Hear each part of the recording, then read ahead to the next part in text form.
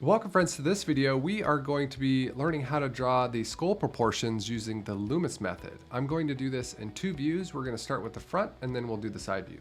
So let's get started with drawing a sphere. Now I can cheat a little bit because I'm using Procreate. I can do a single tap and it will create a sphere for me. Once I've done that, then I'm going to break it in half. So I'll do a hold and I'll create a line there in the middle, and then I'll do the same thing vertically. If I hold it down, and then I can move this line around a little bit. All right, once I've done that, then I'm going to break this one in a third. So the top third, I'm going to make another reference line here. And then I'm going to do the same thing at the bottom. The bottom third, make a reference line. Now, once I've done that, I'm going to measure this third here and this third here, and I'm going to draw another line underneath here and draw a straight line here. Now we have all of our reference points. I'm going to go ahead and label those. So here is the hairline. Here is the eyebrow. Here is the bottom of the nose, and here's the chin. So let's go ahead and sketch the outer proportions on a new layer here so we can kind of look at it afterwards. So if you take this point here and go down to this point with a little bit of curve here, and then keep on coming down to the chin, just inside probably the half point there. And then I'll curve up here to connect the top. Same thing here from this point to this point, a slight curve.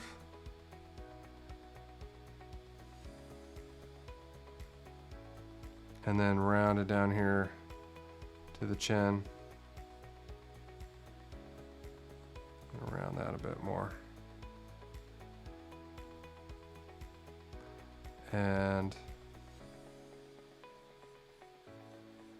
around the rest of it. This is essentially the proportions of the skull. Now I'm doing just the outline proportions because I'm doing other anatomy of the skeleton, and once you get the size of the skull, then you can measure the rest of the body. So that I'm not going to do any details features in this video. I'll do those in another one, but this is just to give you an idea of the size for reference of the other bones. So I'll hide this real quick and you can kind of get an idea. That is the size of your face. So let's do a side view. We're going to use the same references here, the same hair, eyebrow, nose, and chin. And let's go ahead and outline it here. So this is going to be the person's going to be looking this direction. So this will be where the chin goes. I'm going to bring a line pretty much straight down, a little bit curved in here, and that's where the chin will go. And then the back of the chin is going to be right here. Now, depending on the person, you may or not see the chin, so I'm going to go ahead and draw the chin in there. And then about halfway here is where the neck, where it starts to curve up, then it's going to curve down. And that's where the neck portion starts.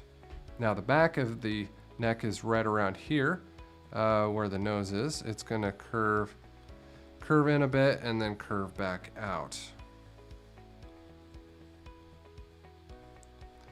Now just a warning, when I go to show you, take off the guidelines, it's not gonna quite look like the shape of a head because I haven't drawn in the curves and features of the face and the ears and the hair to bring in the portions together, but hopefully this is at least a good reference, like I was saying earlier, just to get your size of the head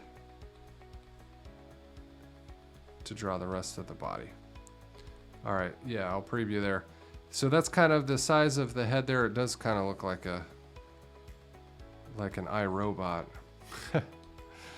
But anyway, yeah, that's the proportions and sizes.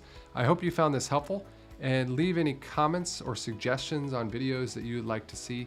I'm continuing my series in anatomy, so make sure you're subscribed so you won't miss out on any of those, and I can't wait to see you in the next video. See you next time.